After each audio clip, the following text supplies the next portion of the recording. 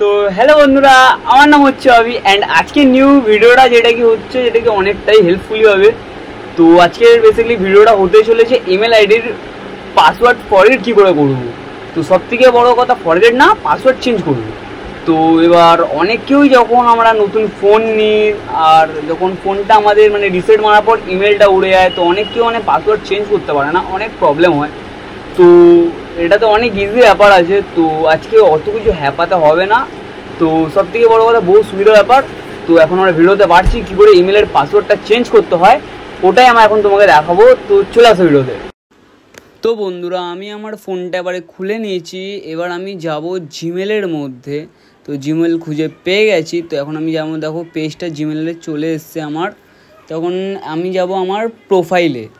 তো এখন আমি আমার প্রোফাইলে চলে এলাম। এখানে লেখা আছে মাই গুগল অ্যাকাউন্ট, এরকম কিছু একটা হবে।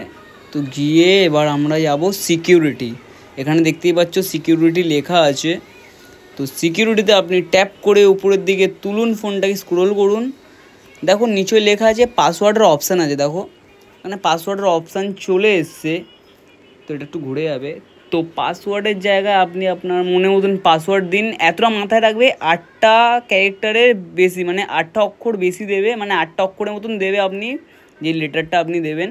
তো এখানে দেখো আমি আমার পাসওয়ার্ড দিচ্ছি। তো হ্যাঁ বন্ধুরা, এটা মনে রাখবেন যে এখানে উপরে আপনি যেই পাসওয়ার্ডটা দেবেন নিচেতেও কিন্তু সেম পাসওয়ার্ডটাই দেবেন। যদি নিচেও আপনি অন্য পাসওয়ার্ড দেবেন, ভুলভাল কিছু হয়ে যাবে, তো আপনার আইডিটা খুলবে না, মানে পাসওয়ার্ডটা চেঞ্জ হবে না।